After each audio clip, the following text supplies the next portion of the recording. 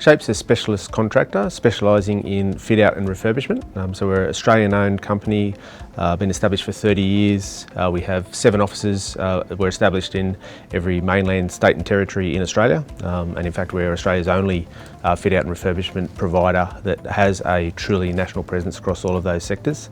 And I'm here today. SHA's next step in our evolution is to look at a listing. That listing is to provide not only our founding shareholders with a pathway to liquidity, but also to assist SHA on our next step in our growth and diversification ventures as we enter the next stage of our business. Yeah, so SHA's key market is the building construction market. So we're a contractor specialising in fit out and refurbishment. Our clients are predominantly ASX 100, 200 listed companies and government, and we really specialise in that high-end fit out. Yeah, so over our 30-year history of the business, we've had strong organic growth through our core offering. I remember when I started back in the business, or involved in the business back in 2001, we had $60 million worth of revenues, and we've seen that grow to almost $750 million worth of revenues. So looking past COVID, the non-residential building market over the next 3 years is looking like circa $128 billion, so a significant number.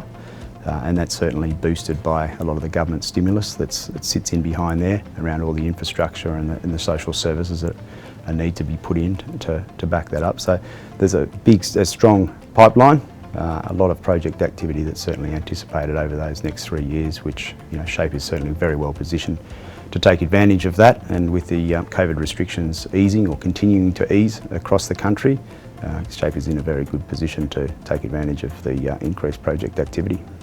So we operate across all 7 states and territories. Within those states and territories, we have various capabilities across sectors. So we operate in the commercial, health, science, healthcare and education sectors, and that allows us to pivot across sectors depending on which sectors are performing better in different markets. We also have some growth strategies that we've started on, moving more heavily into defence and also boosting our health capability as well. So across our 7 states and territories, we have full business development, general manager, estimating capability. So it's a really well-established setup in each of those operations, and operates across those main sectors. We act much like a professional services firm in that we have all the supervision and the project management skills, and we subcontract out all the work to specialist subcontractors. So first of all, we're Australia's only dedicated national fit-out service provider. That helps our clients that do have a national presence with having one point of contact for all of their works. So we can get consistency, and we can use lessons learnt and leverage that across Australia. So that's the first point. We've got over 440 specialised people. Our only asset is our people, and we've really spent a lot of time investing in their leadership and investing in our culture. So we have a net promoter score of +80 and a really high employee net promoter score as well. So our people are the best in the business, and because our culture is so healthy, we have good long tenures and we hold on to those people, and they're very well equipped to go out and make our clients really satisfied.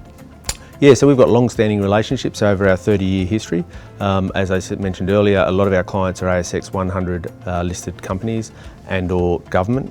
Some of those clients go back in excess of 25 years. Westpac, Qantas, KPMG, The Star, Dexus, those sorts of companies. And so yeah, really focus on that high quality and just certainty of delivery.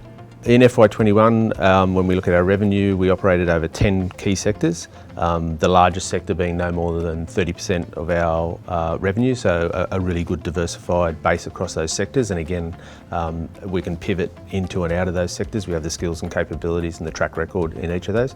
And also from a client point of view, if you look at it again, our last financial year, 80% of our business or revenue was earned through repeat business and repeat clients. So again, our mantra of giving exceptional customer service leads to repeat business. Start with the board. So the board is consisted of 7 non-executive directors and myself, so 8, with a very diverse range of backgrounds and tenures across the board. And we've had that independent board of directors established for some time, so it's not something that we've just brought in to enable us to be an ASX listed company. From a management point of view, so my group executive team has over 100 years of combined experience in the fit out and refurbishment and engineering sectors, with the average tenure being 10 years and the highest, most people being well above 10 years. For myself, I've been, whilst I look very young, I've been in the industry for well over 30 years, have spent the last 10 years at SHA, starting off as General Manager and moving into COO, and have been the CEO for just over a little over 3 years.